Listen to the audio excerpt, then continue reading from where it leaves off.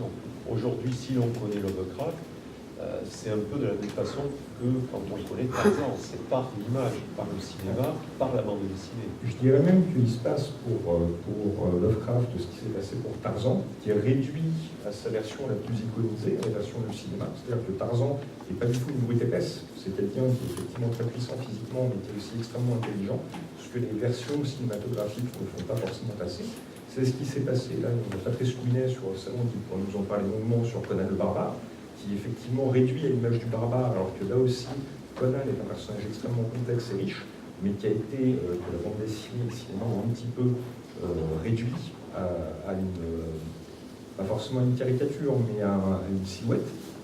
Et Lovecraft, il y a ça aussi, c'est la réduction à l'aspect purement horrifique, alors que derrière, il y a des aspects extrêmement philosophiques qui sont intéressants dans l'œuvre de Lovecraft. Si on met de côté le problème de ses convictions politiques, sur lequel on pourrait faire une conférence entière et qui sont très complexes, il y a de toute façon, en termes de philosophie, autant il est extrêmement conservateur et rétrograde. C'est quelqu'un qui, dans une de ses lettres, explique que la civilisation a été fichue à partir du moment où on a arrêté de porter la cape de poudrée. C'était un signe.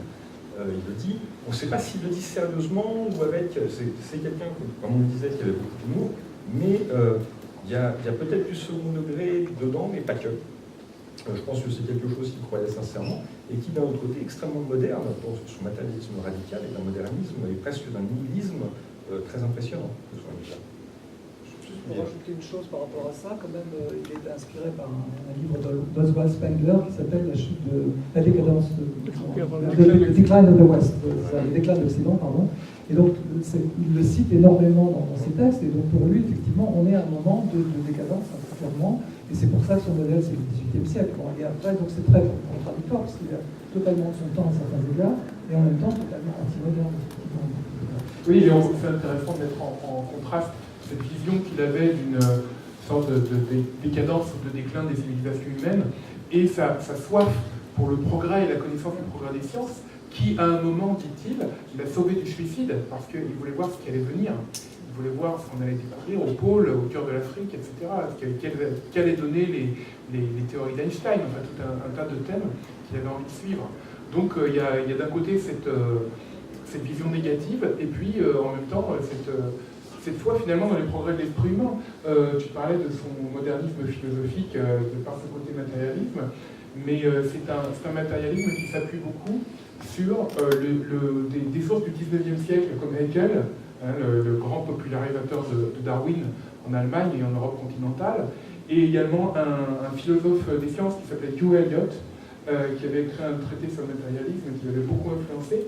Donc c'est un matérialisme à la façon des sciences de la fin du 19e siècle, qui est mis en appétit par toutes les découvertes en cours et la perspective que peut-être on va réussir à boucler tout ça et finalement à boucler le cercle de la connaissance humaine à travers les derniers progrès de la physique, de la chimie, des théories atomiques. Bon, évidemment, Einstein après est venu un peu dynamiter cet espoir, mais au moment où il a tout ça en tête, on n'en est pas encore là.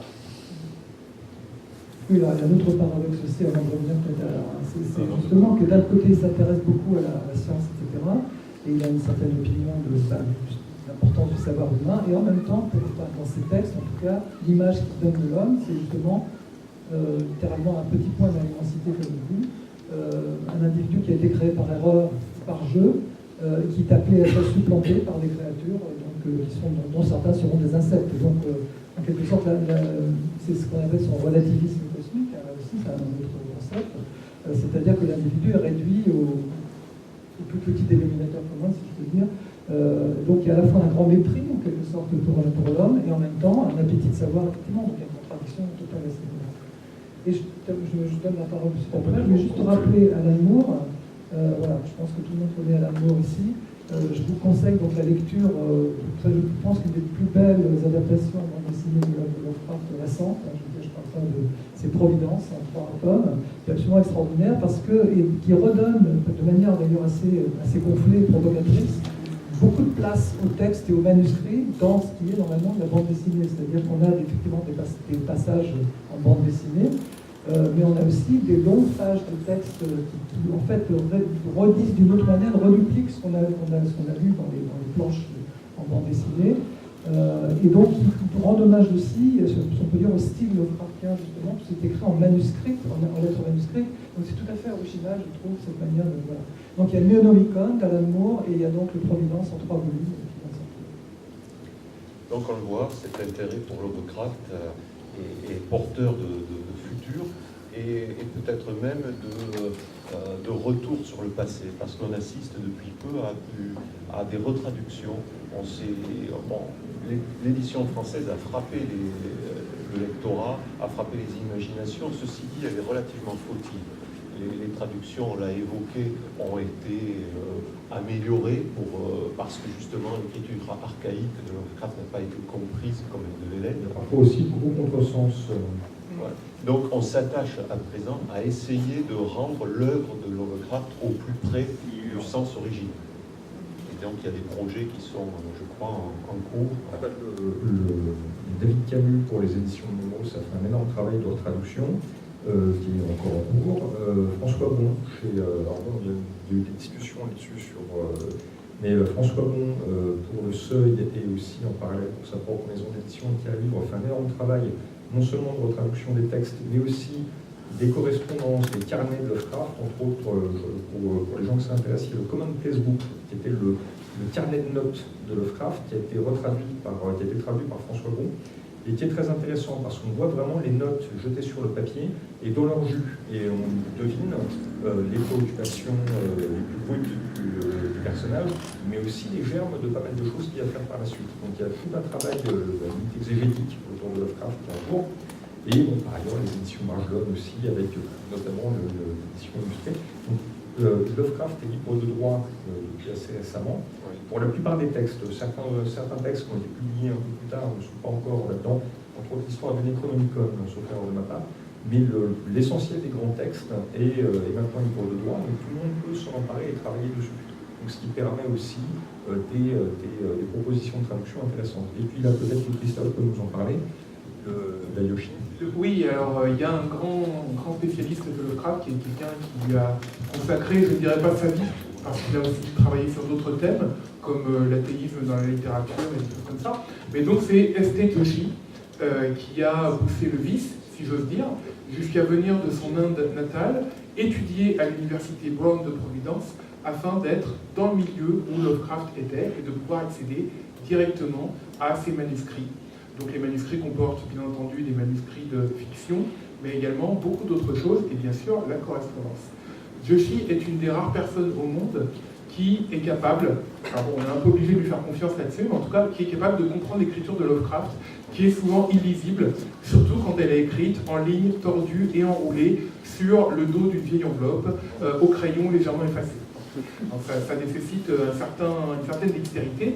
Ça a permis à Joshi de corriger les anciennes éditions, y compris les éditions anglaises, je ne parle pas des versions françaises, mais les éditions américaines, des textes de Lovecraft dans lesquels certains mots avaient été carrément mal transcrits. Il est donc l'auteur d'une biographie très importante, à la fois en importance et en volume, de Lovecraft, qui est paru originellement en 1996 chez Necronomicon Press en un volume, mais la version intégrale faisait en réalité 2 volumes. Donc il a dû attendre quelques temps avant de pouvoir publier cette version intégrale, qui évidemment, entre-temps, a été mise à jour. Donc la publication s'est faite, je crois, en 2010, sous le titre I Am Providence, une citation de Lovecraft, pour à quel point il s'identifiait à sa ville de Providence. I am Providence and Providence is myself. Et il a été donc décidé, par les éditions ActuSF, de publier cette méga biographie en version française. Donc la parution est prévue pour 2019. Le travail de traduction, qui va être considérable, va s'étaler sur l'année 2018. Il va être fait, sous ma direction, par une équipe de traducteurs, qui sont des gens pour qui j'ai beaucoup d'estime, non seulement en tant que traducteur, mais aussi en tant que personne, ça aide à travailler ensemble. Et on attend, alors j'ai déjà eu quelques éléments au niveau graphique, on attend déjà matériellement un très beau livre. Et puis bien entendu le contenu, alors c'est très simple, il y a à peu près tout dedans. C'est-à-dire que Joshi s'est basé non seulement bien entendu sur l'intégrale des textes de fiction, mais aussi sur tout ce qu'il a pu trouver comme correspondance, et il a pu en trouver pas mal, et donc de manière à entourer chaque histoire d'écriture et de publication de chaque texte de tout le halo de circonstances, d'influences, également des références à ce que différents critiques ont pu en dire par la suite. Et puis ça commence avec les origines de la famille Lovecraft, et ça se termine avec les influences sur les choses les plus récentes à la date de 2010. Parce qu'évidemment c'est une histoire sans fin. Hein. Il a bien fallu arrêter un moment, donc le moment c'est l'apparition de la version originale en 2010. Donc ça se termine à cette période-là pour tout ce qui est évocation de textes, d'univers dérivés, de livres, de jeux de rôle, de jeux vidéo, etc. et de films, de musique et l'influence dans les différents pays. Voilà. Bien. Eh bien, nous allons devoir conclure. S'il y a des questions, n'hésitez pas à lever un tentacule. Tout simplement, oui, en voilà plusieurs. C'est une petite chose. Oui. Un ami avait donné à Pierre Versin une carte de Lovecraft à Clara Smith, manuscrit, carte postale, je crois. J'ai vu cet objet, question de lire la mer de Lovecraft, ça ne posait pas de difficulté du tout. C'est le souvenir que j'en ai. Alors attention, une carte postale écrite pour un ami, écrite donc pour être lue, c'est pas tout à fait pareil que des notes prises pour lui-même, et en particulier, voilà, son fameux, je crois que François Pont l'a publié également, son fameux carnet de je ne sais plus quelle année, quand il est à New York, et où il écrit avec une espèce de quasi-sténographie, en très résumé, le résumé de ses promenades du jour, de ce qu'il a mangé, de ce qu'il a fait, de comment il s'est ennuyé ou comment il s'est amusé, etc. Et là, il faut savoir que les gens sont désignés par une lettre initiale, les mots se télescopent. Donc voilà, effectivement, il y a plusieurs... quand il s'agissait d'écrire une version manuscrite d'une nouvelle à publier, quand il avait trouvé personne pour la dactylographier, il faisait évidemment des efforts de lisibilité, ce qui n'empêche qu'il y avait parfois certaines lettres sur lesquelles une confusion était possible. Donc l'anecdote, c'est qu'il y a, dans la recherche de Kadat, il y a une race de créatures qui s'appelle, ou qu'on a connue comme s'appelant les Dauls. Eh bien, Joshi a découvert que c'était en réalité les Bauls. Voilà. Voilà. Peut-être, c'est pour renvoyer d'une part au site de François Bon, sur, donc il est beaucoup question de Lovecraft, et vous aurez des extraits de choses qu'il a travaillées, traduites. D'une part, et d'autre part, pour dire aussi très rapidement qu'il y a une sorte d'intérêt de Lovecraft qui va bien au-delà des adaptations en BD, etc. Certains philosophes, en particulier Harman, essayent de redonner une aura philosophique sur plusieurs textes de Lovecraft, en retravaillant ce concept justement sur le matérialisme, etc., en renvoyant à des auteurs comme Husserl, d'autres philosophes, donc, autour de la question de l'objet, par exemple. Qu'est-ce que c'est qu'un objet, comment on définit un objet, etc. Et la question de l'objet, effectivement, de l'objet indéfinissable, justement, composite, hybride, etc.